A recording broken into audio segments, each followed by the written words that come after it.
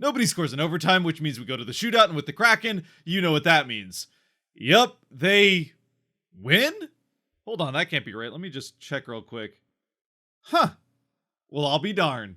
What's cracking, everybody, and welcome back to Kraken R&R, and welcome back to the Kraken winning games as they do, in fact, win a game in the shootout, 4-3 over the New York Islanders at home. It's the first shootout win for the Kraken in something like 579 days. It's been over a year and a half since the middle of April of the inaugural season. And not only that, but they end up scoring 3 times in the shootout to do it, which has been the biggest problem for them in the shootout, is actually scoring. And for the Kraken, it was a desperately needed win at that. And I suppose even for as incredibly frustrating as the loss the night before was, considering how they lost that game in Edmonton, because they lost it in overtime, they end up coming out of this first of a league lowest 7 back-to-backs this season with 3 points in the standings, which, especially considering it's a back-to-back with a decent amount of travel in the middle, I guess you'll take it. Now, in that way, this game was almost extra interesting between the Kraken and Islanders because, well, we all know what happened with the Kraken the night before, but for the Islanders, they also were on the second half of a back-to-back, and, well, just like the Kraken, they also had blown a 3-1 lead and lost 4-3 in overtime the night before. And weirdly, with the Kraken having traveled from Edmonton, they, in spite of being the home team, were coming off of more travel, with the Islanders having lost in Vancouver. So needless to say, both teams were probably coming into this game with a little extra desire to make up for what happened to them the night previous, even if I would still make the argument that the Kraken loss was worse, considering it was, well, it took them less time to blow the lead and it was against a worse team. Either way, both teams probably with a little extra fuel to the fire, especially the Islanders, who were coming in having lost 6 straight already. Which isn't to say that the Kraken haven't had their own struggles and reasons to be incredibly frustrated and a little bit more desperately driven at this point in the season, but both teams very much needed this win, and fortunately, the right team came out on top. Although coming into this game, it might not have been the most encouraging thing for some Kraken fans, at least, to see that there were no changes to the lineup in spite of the recent struggles, other than Grubauer net instead of Decord. And I suppose some changes to the lines as well, as the first line is back to its original form with Eberle and McCann on either side of Beniers. Cartier moves down to the fourth line with Belmar and Yamamoto. And then the second and third lines are kind of what you'd expect. Well, other than Tanev still being on the second line, but that's because of the Burakovsky injury. As it would turn out, though, it would be that line and Tanev in particular that would get the first good scoring opportunity for the Kraken early on in this game, even if they did have to survive a couple of decent chances for the Islanders to get to it. But Tanev gets a feed crashing in front of the net all alone that is saved by Varlamov, and then, right off the ensuing faceoff, the whistles come out, and boy, were the whistles out for the officials in this game. And to be fair, they got pretty much all of the calls correct, so not really anything wrong with it, but there was a lot of power plays happening. And not only were there a lot of penalties in this game and thus a lot of special teams, but let's just say if you're a coach or a player trying to learn how to play a penalty kill better, this was a game that was a perfect example of what not to do on the penalty kill. And unfortunately for the Kraken, they're on the kill first. And sure enough, just over halfway through the power play, the Islanders score on it as Horvat throws it out net front for Anders Lee, who's able to get the blade of his stick on it and deflect it into the net past Grubauer. And for the Kraken, although they did make it most of the way through this penalty kill, they had given up a lot of opportunities for the Islanders, and they had spent most of, if not the entire time, in the offensive end. The good news for the Kraken, though, is that this would end up being the low point of this first period for them, as they would really take it over from here outside of one decent shift for the Islanders a little bit later on. But with the momentum the Kraken are able to generate, they do end up with the next power play, and well, just like the Islanders before them, they end up scoring on it. And for the second time this season, it's Matty Beniers with the power play goal to tie things up at 1. And for Beniers, it's a pretty similar play and setup here on this goal to what we saw him score his first one of the season on, also on the power play. And something that we got used to seeing the Kraken do last season, setting up McCann, where they have whoever's quarterbacking it done in this case. Pass it to still up high, kind of along the blue line, either McCann or Beniers again in this case, so that he has time and space to skate up into the faceoff circle from above it with all that time and space in the world to pick the spot, take the shot, and fire it absolute laser to the top corner of the net, and for Beniers it was an absolutely perfect shot here as he had Pollock right in his face and puts it right into that top corner near side above Varlamov's shoulder. Happily, after the game tying goal, the Kraken are also able to maintain momentum out of it, aside from kind of the next 30 seconds where the Islanders do get right away into the Kraken end and cycle the puck a couple times, but they don't generate any offense off of it. So the Kraken get the, puck rolling back in their direction, and eventually, late in the period, end up getting another power play out of it, which once again goes well for the Kraken. I was supposed to give the Islanders penalty kill a little bit of credit here. The first unit really wasn't able to create much of anything like they did the first time around, as they were once again trying to feed that same play to Beniers, and the Islanders were not having any of it after giving up the goal to it.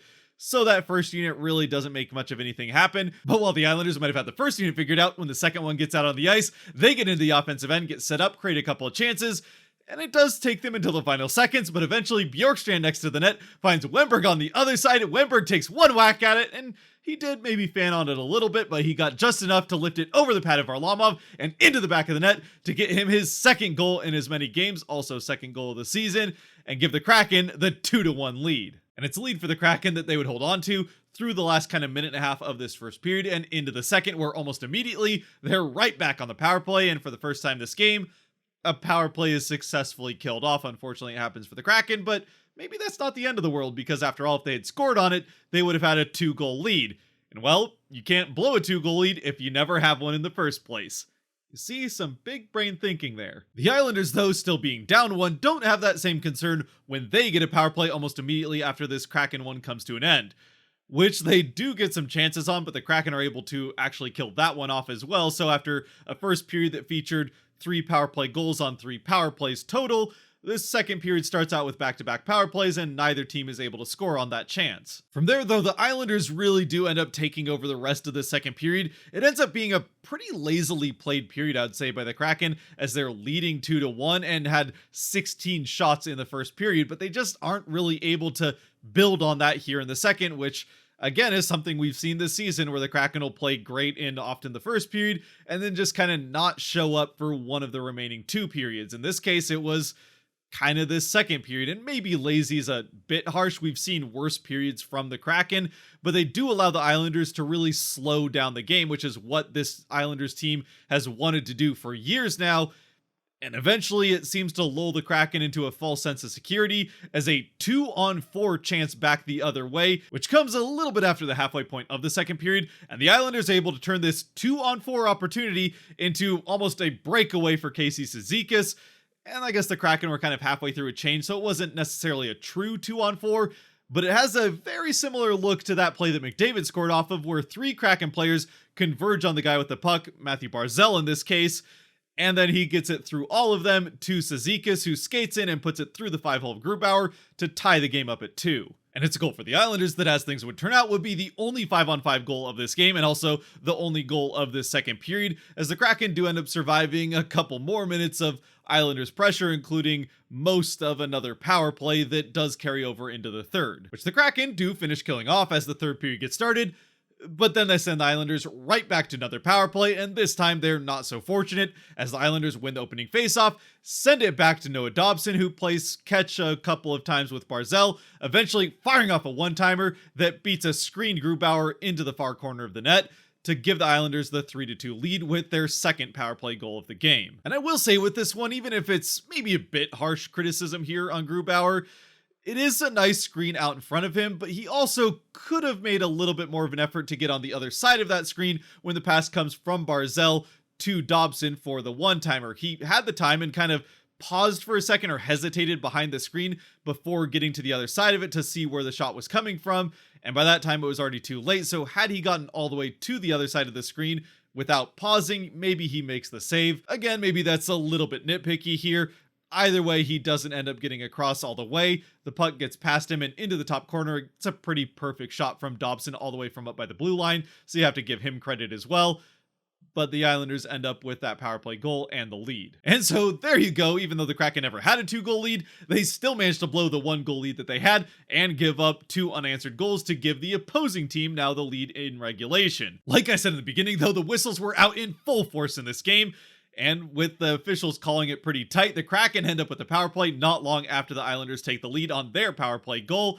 And although it does take them over a minute into this power play, eventually, for the third time in the game, the Kraken find the back of the net on the power play. It's a nice play by Schwartz down the corner to get possession of the puck back from the Islanders and prevent a clear. He gets it up to Yamamoto, who's wide open up next to the net. And Yamamoto, with a little extra time and space by the net, fakes the forehand shot to get Varlamov out of the net, then goes down towards the goal line for the backhand and roofs that into the top of the net past Varlamov to tie the game at 3. For the Kraken, it's 3 power play goals and 4 opportunities, and for Yamamoto, his 3rd of the season. And honestly, the Kraken play a pretty decent third period the rest of the way from here, outside of a late power play that they give the Islanders, which would be the final one of the game.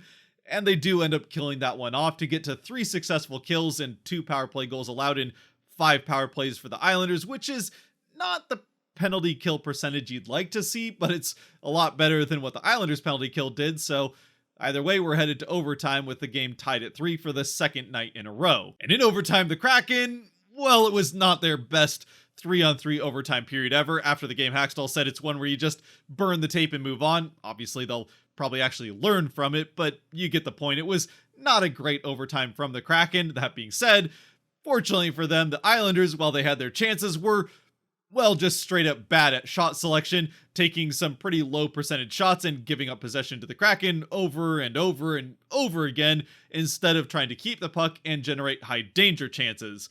The one real good look that the Islanders got that probably would have ended the game was a pass from one side to the other, low to high, that had this pass gotten through and Aho put it on net, it would have ended the game. But Grubauer makes a beautiful play, poking that pass away, intercepting it as it comes across. The poke check prevents that from ever getting to Aho. I don't even think the Kraken end up getting possession out of it, but it straight up saves the game if Aho is able to put that follow-up shot on net, had the pass gotten through. And so eventually, after 5 minutes of one team wasting all the chances that they have and the other not really generating any of their own the other way, we head to the shootout, still tied at 3. And through the first 2 rounds of the shootout, it looked like it was going to be the same old story for the Kraken, as Schultz takes the first opportunity, so I guess at least they're trying something new, but he doesn't score. Then Barzell doesn't score for the Islanders. Beniers gets his shot saved on the other end, and then on the second attempt for the Islanders, Horvat scores to give them the lead in the shootout and put the entire game on the stick of Oliver Bjorkstrand. He skates in, and for the first time in a long time for the Kraken, buries the shot to keep the Kraken alive. And then from there, and normally I wouldn't do this in a shootout, but it's the first shootout win the Kraken have had in over a year and a half, and it's the longest one they've ever had as a franchise, going 8 rounds. Holmstrom for the Islanders, with still a chance to end it in the 3rd round, has his shot go wide, then McCann has his saved. Grubauer makes a save on Palmieri, then Wemberg hits a post. Nelson also is saved by Grubauer, then Eberle scores, but then Wallstrom answers right back to keep things going.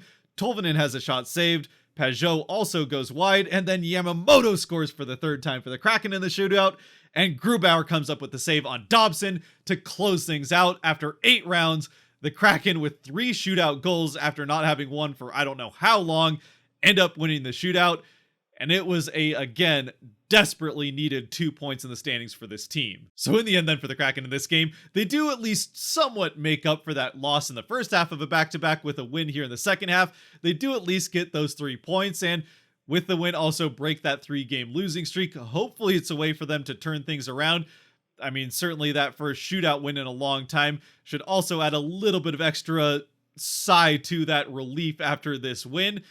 And yeah, there are some things that could have gone better for the team here. They still do give up 2 power play goals and 5 opportunities, which is not the best. The penalty kills still kind of struggling here after that good start to the season. So you'd like to see them get things figured out and get back to being the team that we saw through the back half of last season. And the start of this one is they've now already fallen to being one of the worst penalty kills in the league, even after that hot start this season.